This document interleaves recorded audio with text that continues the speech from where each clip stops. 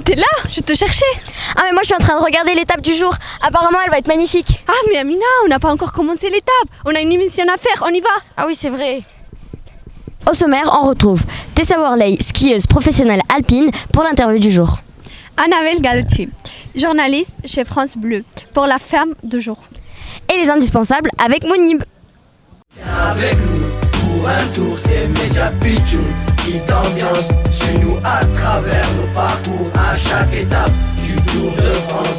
Viens avec nous, pour un tour, c'est Média Pichoun qui t'ambiance. Suis-nous à travers nos parcours jusqu'à l'arrivée du Tour de France. Alors monsieur, vous pensez que qui va gagner aujourd'hui? Ah, je sais pas, ça va être une étape très disputée. Ah, j'ai l'impression que c'est plus branché fromage. On va voir un pro. Ok, allons-y.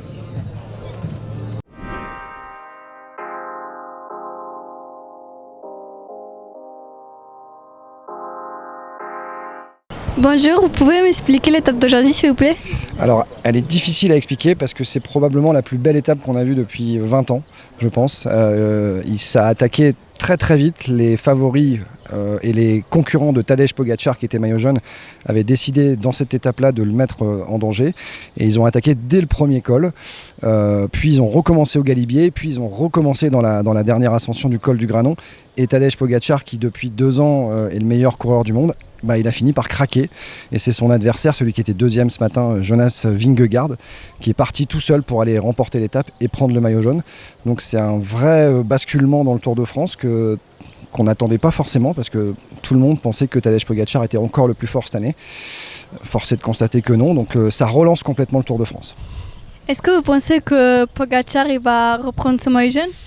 C'est la grande question, il reste encore beaucoup d'étapes. Dès demain, il y a l'Alpe d'Huez qui est une autre ascension mythique du Tour de France où il peut se passer plein de choses. On sait que c'est un coureur qui est très très fort, qui est capable pratiquement de s'en sortir tout seul. Mais là, pour la première fois depuis qu'il est sur le Tour, il a montré des signes de faiblesse. La grande question, c'est de savoir comment il sera demain, comment il sera aussi la semaine prochaine dans les Pyrénées où il peut se passer plein de choses. On va voir. Merci. De rien, merci. Tu t'entraînes pour faire de la concurrence à Tessa Worley? Bah honnêtement, je pense que ça marche. Hein. En plus, tu sais que là, elle est sur le Tour de France. Viens, on va aller voir Jason, il est en train de l'interviewer. On y va.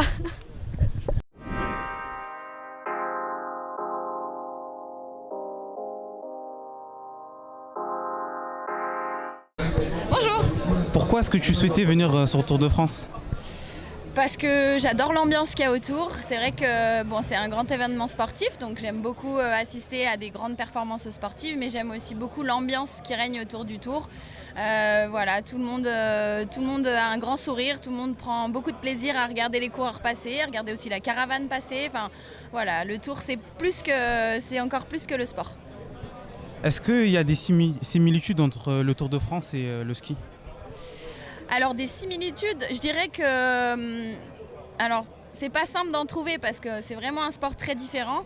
Mais par contre c'est sûr que voilà, d'être dans les montagnes, d'être en plein air,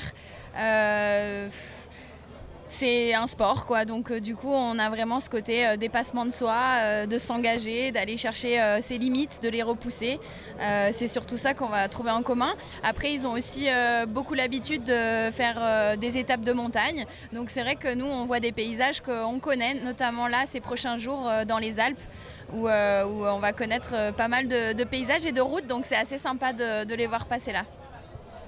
Est-ce que ça t'arrive de faire du vélo en dehors de tes entraînements ? En dehors des entraînements, oui, pour le plaisir, ça peut m'arriver. Alors c'est sûr que la plupart du temps c'est pour l'entraînement, mais je prends quand même beaucoup de plaisir.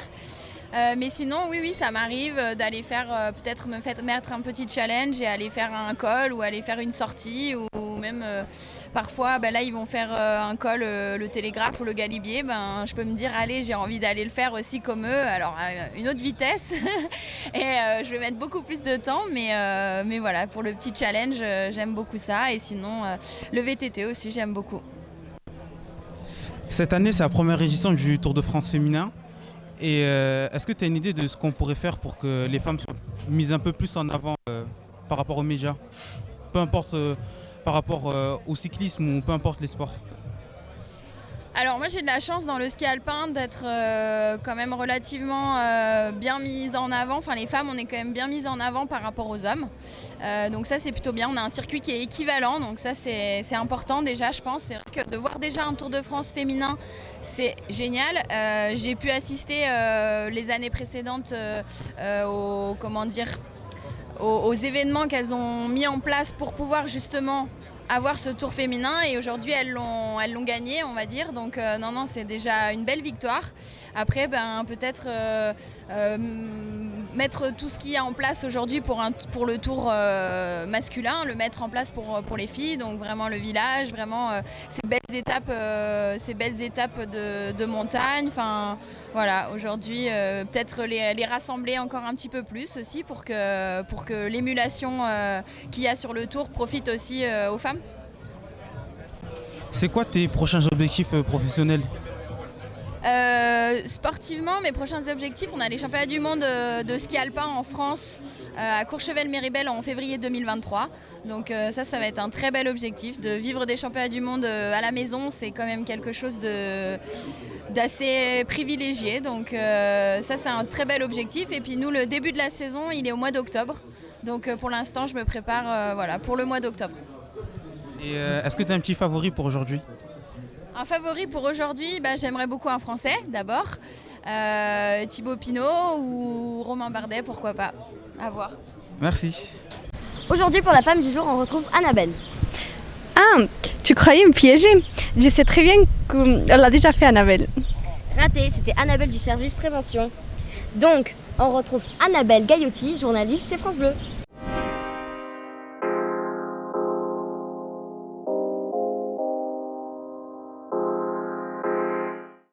Bonjour. Est-ce que vous pouvez vous présenter s'il vous plaît ? Alors je m'appelle Annabelle Gaillotti, je travaille à la radio à France Bleu Pays de Savoie. On est à Chambéry, on diffuse sur toute la Savoie et la Haute-Savoie. En quoi il consiste votre rôle sur le tour ? Sur le tour ? Alors on couvre les étapes alpines, du coup sur notre secteur. On est allé à Châtel, on était à Aigle aussi au départ, on est à Morzine, à Megève, à Albertville. Et ici au village du Tour, on fait vivre le village. On essaye d'expliquer aux auditeurs ce qui se passe dans un village, qui sont les gens qui viennent, que ce qu'ils font. Et sur les arrivées, à l'inverse, on fait vivre l'arrivée avec les supporters qui sont le long des routes, avec les spectateurs et puis en suivant la course aussi. On est en collaboration avec France Info et France Bleu, donc on diffuse aussi les émissions et les directs depuis la moto de Radio France, donc on est au cœur de la course. Est-ce que la sélection des journalistes, elle est rude ou pas ? Pour devenir journaliste ? Oui, il y a un parcours qui est assez balisé, qui est un peu difficile parce qu'il y a une sélection qui est importante pour entrer dans les écoles et puis à la fin des écoles pour essayer de trouver à travailler, à faire une pige, à devenir CDD et après à travailler dans un poste en titulaire. Et est-ce que vous avez une anecdote par rapport au Tour de France ? Par rapport au Tour de France, hier par exemple quand la course a été interrompue, moi j'étais passé quelques minutes avant pour revenir sur Chambéry et je me disais c'est formidable, c'est hyper bien cadré, je me suis fait refouler par des gendarmes parce que je voulais tourner à droite et que j'avais pas le droit et quelques minutes après j'entendais qu'il y avait des fumigènes et des gens au milieu de la route et je me suis dit mais comment ils ont fait alors que moi avec le bandeau, avec le bidule Radio France j'arrivais pas à tourner à droite et eux voilà, donc comme quoi on est toujours surpris en fait. Merci. Avec plaisir. Ah mais la joie, il s'est passé quoi en 92 ? Je sais pas, t'es née? Mais je suis pas vieille à ce point quand même. Ah. Il y avait les Jeux Olympiques d'Albertville, je pense. Et ils avaient allumé une flamme, qui existe toujours d'ailleurs. Avec nous pour un tour, c'est Media Pitchoun qui t'ambiance, suis nous à travers nos parcours à chaque étape du Tour de France. Ah mais c'est joli ce truc, ça ressemble à quelque chose. Ah, mais ça ressemble à un grand cordon. Mais non, un peu de respect quand même, c'est les indispensables de cette ville. J'ai oublié les indispensables. Ah ben va rejoindre Mounib, il est en train de le faire.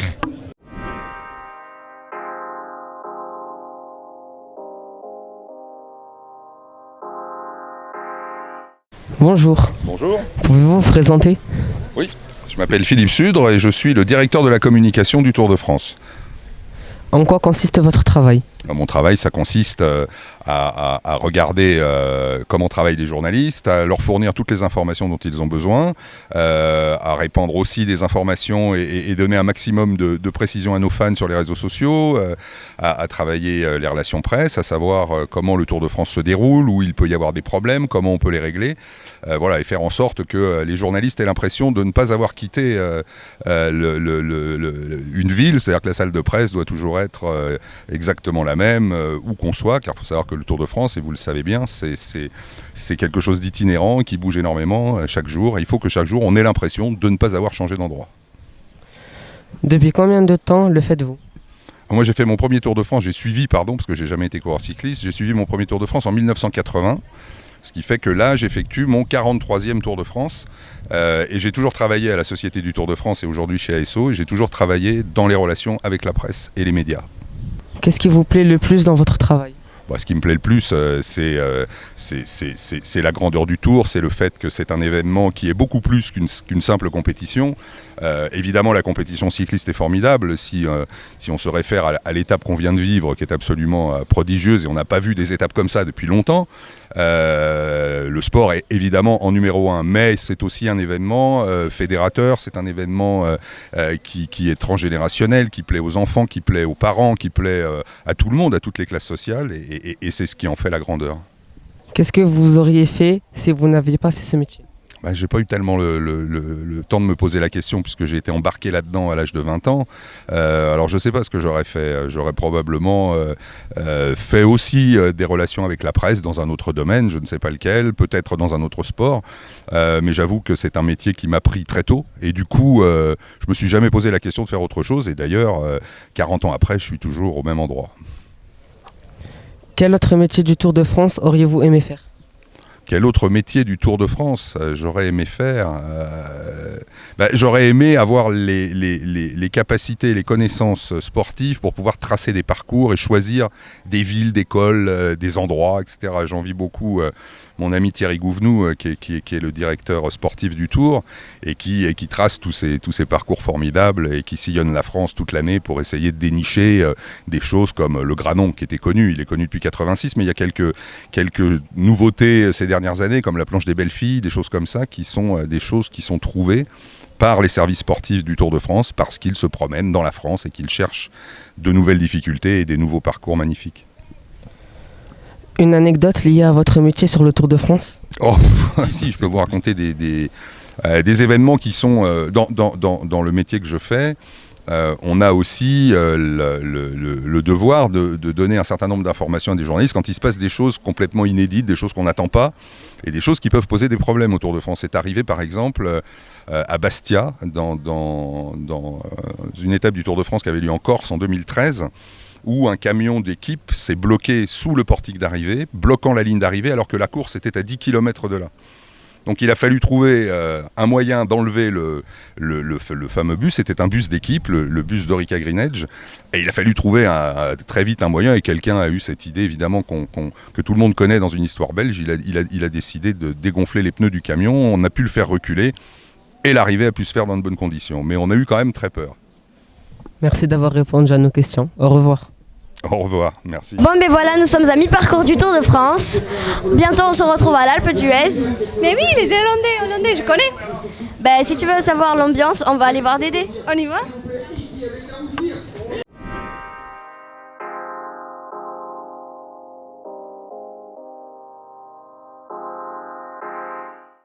Alors Dédé, tu nous expliques le programme de l'étape suivante ?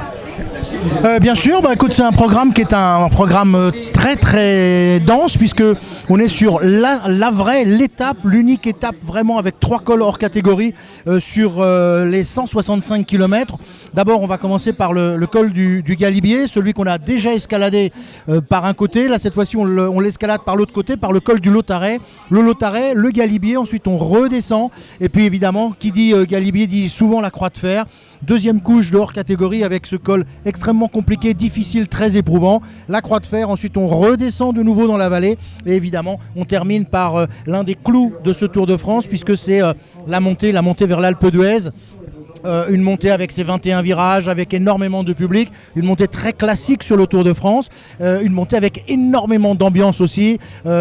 Si vous avez l'occasion, pour ceux qui suivent la route du Tour, fermez vos fenêtres, mais ralentissez quand vous arriverez sur le virage numéro 7, puisque ce sont des virages qui sont numérotés. Sur le virage numéro 7, c'est le virage des Hollandais, bien connu par ces garçons très haut en couleur, tout de orange habillés, qui sont garés depuis maintenant quasiment une semaine sur le site.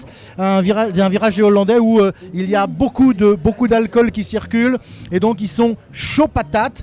Et puis si vous ratez celui-là, il y en a d'autres. Toi, tu connais bien ces virages? Alors ce virage-là, je ne le connais pas particulièrement, mais en effet, on m'en a beaucoup parlé et ils ont commencé il y a déjà une semaine. Donc soyez prudents, fermez les fenêtres, comme l'a dit Dédé. Mais voilà, une fin d'étape qui sera, je pense, grandiose. Et je pense que ça peut être une belle étape pour nos amis grimpeurs, notamment FDJ, on espère. Mais en tout cas, voilà, comme l'a dit Dédé, tout va bien. Alors les filles, vous voulez savoir comment c'était l'ambiance? L'ambiance? Terrible, c'est terrible. C'est une ambiance, tu vas voir, l'ambiance elle est géniale. Tu commences en bas, c'est tranquille, il y a quand même beaucoup de monde. On commence à monter et plus tu montes dans les virages, plus les gens sont excités. Alors tu as en effet ce virage numéro 7 dont on vient de parler, ce virage des Hollandais, mais aussi le virage des Colombiens, parce que maintenant chaque pays a mis son virage. Et la tradition, c'est évidemment de rivaliser de bruit, de musique, de chorégraphie, de gens qui sont un peu excités. Alors ça, c'est pour le côté, en effet, ambiance. N'oublions pas que le Tour, c'est aussi une course de vélo, avant tout une course de vélo. Et il faut qu'il y ait une prudence, il faut évidemment que tout le monde reste sur le bas-côté quand passent les coureurs, parce qu'eux, ils sont en plein travail, en plein effort. Ne les arrosez pas, ne leur tapez pas dans le dos, ne courez pas à côté, tenez vos chiens en laisse et vos enfants par la main. Ça reste quand même une épreuve avec beaucoup de difficultés sportives, et il faut évidemment que la prudence soit également au rendez-vous. Oh, enfin, je suis tellement fatiguée. Non mais Najwa, c'est pas parce que t'es nouvelle que tu dois pas dire au revoir à nos abonnés quand même. Ah c'est vrai, bien on y va. On va lui dire dans la route. Bon ben les filles et les garçons, au revoir, on se retrouve demain.